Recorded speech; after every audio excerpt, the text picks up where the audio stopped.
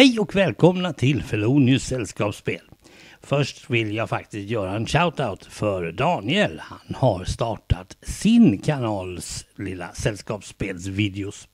Ni hittar länken till hans spellista och den hittar ni nere i informationen här nere.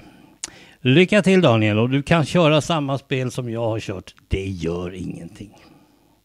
Framför mig ligger ett spel från 1987 och när jag öppnade detta första gången så trodde jag bara det var en dum variant på Fia med knuff.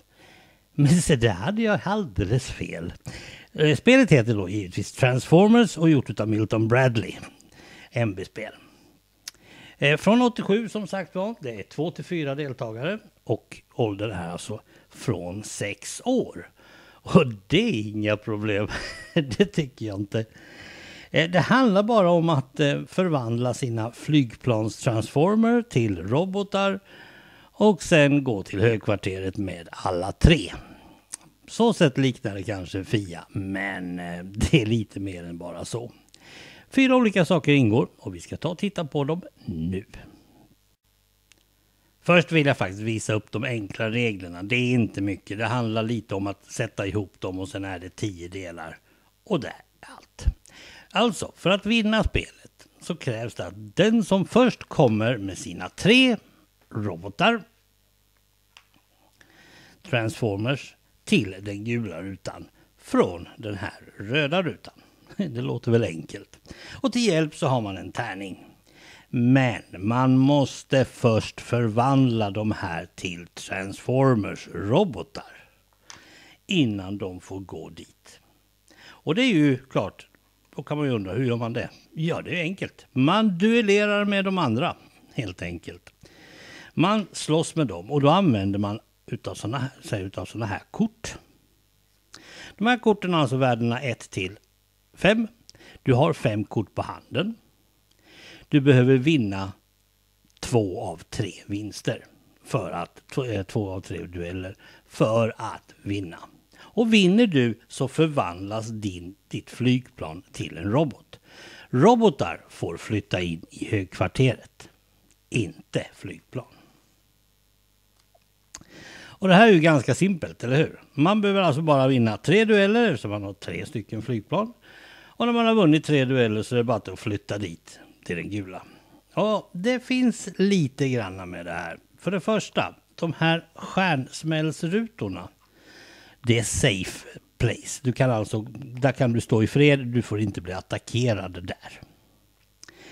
Det är det ena. Plus att du kan då byta ut dina kort, de du har på handen. Du kan alltså byta ut de här. Om du sitter med 4 ettor så kan det vara läge som att hamna på en sån och byta ut dem. Ett strategiskt knep som jag gillar. Tärningen får du alltså använda enligt följande. Du har 3 robotar, 3 flygplan. Du får flytta vilken du vill, men du får inte backa under tiden. Du får liksom bara gå framåt. Det är ganska logiskt. Men du får välja vilken av de 3 som passar dig bäst. För alla 3 är i spel med en gång. Ännu ett strategiskt knep som jag gillar. Då kan jag acceptera att det är en 5-sidig tärning. Eller 6-sidig tärning. Det finns 2 stycken så kallade genvägar. Det spelar inte så stor roll ärligt talat.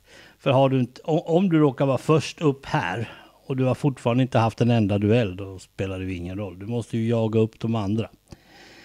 Och det här är ganska simpelt.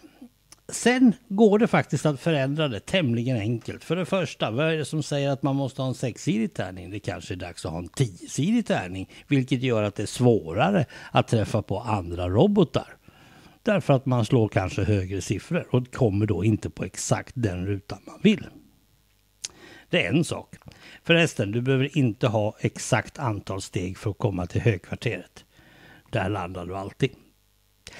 Eller så kan man helt säga att det är bäst av 5 dueller som gäller.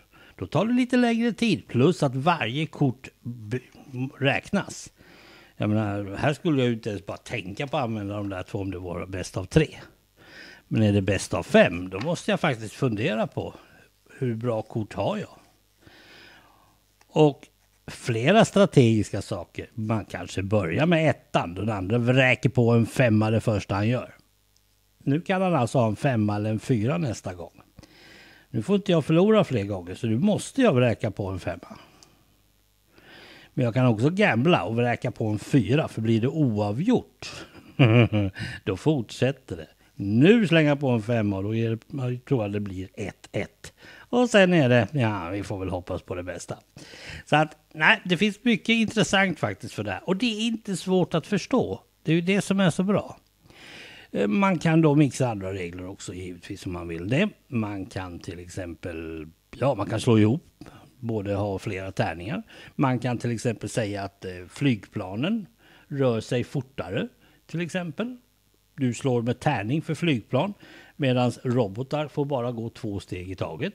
Vilket ju gör att det tar längre tid att komma till högkvarteret. Till exempel. Mycket intressant spel för en tämligen billig peng. Och jag har inte sett det här spelet någon annanstans. Jag letar faktiskt efter ännu ett exemplar. Det gör jag. Jen, I want to have one of these for Sam. So he can have it. Because he's a transformer guy. Absolutely. Så är det. Mycket trivsamt spel. Jag blev ytterst förvånad över att ett barnspel kan vara så pass roligt ändå som detta är. Skaffa det, och har ni det, sälj det inte. Det här är ett klassiskt spel även om det bara är några år gammalt. Även om nu jag vill ha tag i ett, så jag säger det igen, sälj det inte. Det här kommer att bli värt mycket mer i framtiden än vad man tror. Tack för att ni har tittat och hej då!